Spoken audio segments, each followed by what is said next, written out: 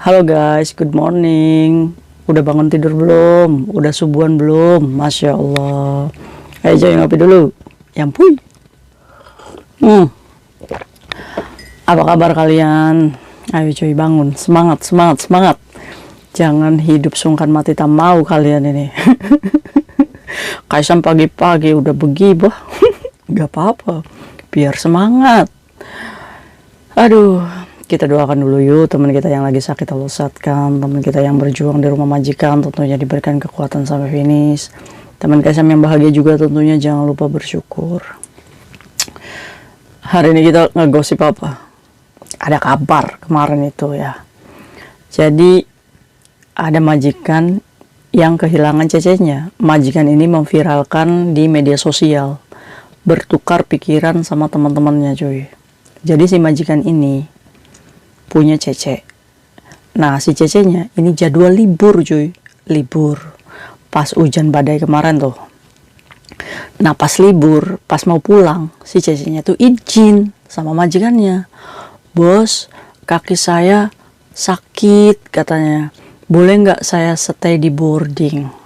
Pengakuan si cecenya kayak gitu.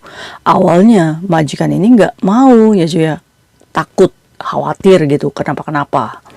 Tapi dengan berat hati, majikan ini memiliki kebijaksanaan. Ya udah Cece, kalau kayak gitu, besok sebelum jam 8, kamu harus udah kerja. Jadi harus kembali ke rumah jam 8 pagi, ya coy. Jadi boleh tuh disuruh nginep di boarding agency. Tanpa mengkonfirmasi kepada pihak agent, si majikan ini percaya aja kalau si Cecenya ini tinggal di boarding agency.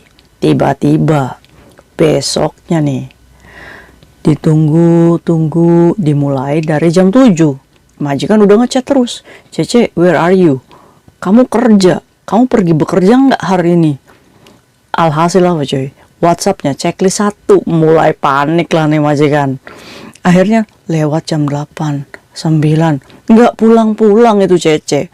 Udah gitu checklist lagi ya, jadi kan panik ya cuy.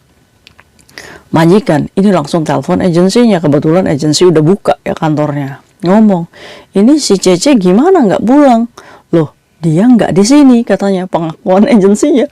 Waduh makin panik. Alhasil si agen yang ngomong sama majikannya, ya udah kalau misalkan dia dalam 24 jam nggak pulang, kamu report polis, katanya seperti itu cuy. Nah kayak kalau misalkan kita kabur dari rumah majikan terus majikan kita mereport polis, bahaya nggak? Ya kalau misalkan hanya mereport berarti kan pemutusan kontrak aja ya. Ya nggak bahaya. Cuma yang jadi masalah kalau misalkan majikan mereport kalian dengan tuduhan pencuraian. Nah itu yang baru masalah ya. Jadi menurut kayaknya Sam, orang yang pergi dari rumah majikan tanpa ngasih tahu alias kabur ya, apalagi anak-anak masih baru gitu kan, jangan egois lah cuy ya. Setidaknya bekerja dulu lah 2 bulan, 3 bulan, 4 bulan gitu kan. Majikan juga ngejang kalian pakai duit cuy, bukan pakai daun gitu. Setidaknya kita tuh kembalikan niat kita di sini tuh mau kerja atau gimana ya kan. Terus juga kita juga diajarin sopan santun kan. Kita datang dengan baik-baik ya, pulang dengan permisi baik-baik. Permisi baik-baiknya gimana Kaisam? Ya melakukan one man notice, pemutusan kontrak secara prosedural ya. Bukan main kabur-kabur kayak gini aja. Kalau misalkan tibanya kalian dapat majikan lagi, terus majikan nuntut 1 bulan gaji, apakah boleh Kaisam? Ya harus.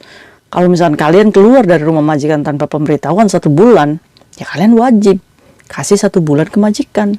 Ini kadang ya teman kita udah nggak punya duit gitu, menyalahi prosedur, ujung-ujungnya pengen kerja lagi di sini. Kan aneh kalian itu. Balik lagi Kaisam, udah jangan ngomel-ngomel, masih pagi Kaisam. Ada-ada aja gitu kan. Akhirnya karena majikan ini menunggu cecenya ini lama ya, nggak sabar sampai 24 jam. Alhasil langsung melakukan report polisi. Saat majikan ini melakukan report polisi cuy, tiba-tibanya pihak keluarganya ini ada yang nelpon majikan. Setelah mau pulang dari polisi, si keluarga majikannya ngomong kalau cecenya ini udah kembali. Cece comeback katanya. Ini sebenarnya cecenya kemana sih? Niat kabur atau gimana? Iya, dia apa namanya, majikan itu ngelaporin ke polisi missing people, hilang orang. Hilang cecenya. Alhasil ya majikan ini udah mungkin nggak kerja ya cuy ya, terus juga badai juga ya kemarin itu. Pulang ditanya, Cece kamu kemana, katanya, kenapa nggak respon saya. Maaf mem, kemarin itu saya kan sakit kakinya, terus saya minum obat, katanya. Pingsan katanya cuy, minum obat itu pengaruh obatnya gede, jadi nggak bangun-bangun. Alhasil bangunnya kesiangan. Yang tadinya disuruh jam 8, ini lewat dari jam 8 ya udah gitu. Handphonenya katanya baterainya nggak ada. Mungkin saking minum obat pengen sembuh ya cuy ya, boro-boro power bank Cesan juga nggak ada. Ini ceritanya Cecenya nyanggrok di mana ini? Minum obatnya di mana ini? Baru bangun. Tapi anunya mah bagus ya, balik ya ke rumah majikan gitu, masih ingat jalan pulang. Emangnya kalian yang nggak ingat jalan pulang? Ay, tibanya majikan ini udah dongkol aja ya, udah mikirin Cecenya kemana-mana, udah lapor polisi juga. Alhasil apa? Udah Cece, besok saya pulangkan kamu ke agent. Gara-gara hilang malah diterminit ini Cece coy. Jadi esok harinya ini si Cece dikembalikan ke agensi. Berarti pemutusan kontrak ya. Dan majikan juga mengatakan kepada netizen, oke deh nggak apa-apa, saya nggak apa-apa memberikan pesangon 1 bulan gaji sebagai ganti pemberitahuan itu. Ya karena majikan menyadari bahwa miskomunikasi bahasa ini alasannya. Majikan memutus kontrak itu bukan karena dia itu nggak pulang ke rumah, karena udah izin ya. Tapi karena kurang bahasa katanya, yang membuat majikan ini mumet. Kata netizennya kayak gini, jadi buat para lopan, kalau misalkan ada Cece, katanya dicek dulu barangnya. Saat dia pertama kali kerja, saat dia libur, saat dia finish kontrak, harus dicek barang-barangnya kepunyaannya Cece itu apa-apa.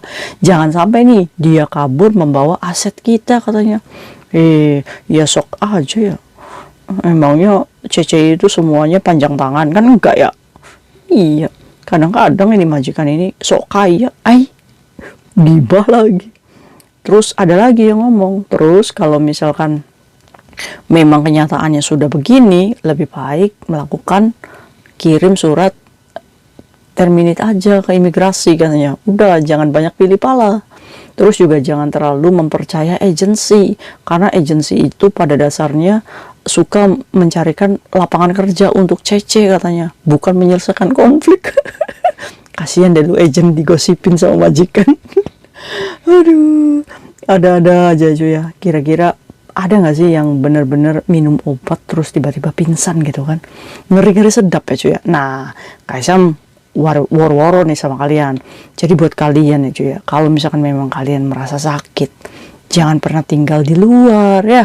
Lebih baik apapun kejadiannya tetap di rumah majikan. Ini mengantisipasi apa? Kalau misalkan penyakit kalian semakin parah saat di rumah majikan, otomatis majikan bisa memanggilkan ambulans. Jadi kalian tercover gitu kesehatannya. Jadi jangan pinter sendiri gitu ya. Saya nggak mau ngerepotin majikan, saya di taman aja, udah minum obat, tiba-tibanya pingsan di taman, ya kan? Jangan menyiksa diri kita sendiri. Kita di sini di backup kesehatan yang sama ya cuy ya. Jadi buat kalian yang lagi sakit, jangan takut untuk speak up, jangan takut untuk ngomong. Kalau agent online, majikan online, larilah ke KJRI lantai 1 supaya agensinya ditelepon tuh sama si pihak KJRI biar bertanggung jawab tentang kamu, karena kamu ini tanggung jawabnya agensi dan majikan ya. Buat teman-teman Kaisam yang sakit, jangan diam ya. Walaupun kita dimarahin, walaupun apa, bodoh amat, yang penting kita sehat. Nah, saat kalian sakit, kalian tidak berhak diterminate.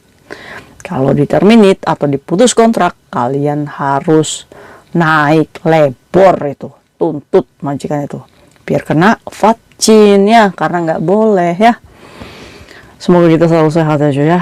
Dari kejadian ini ambil pembelajarannya, ambil hikmahnya. Ya udah.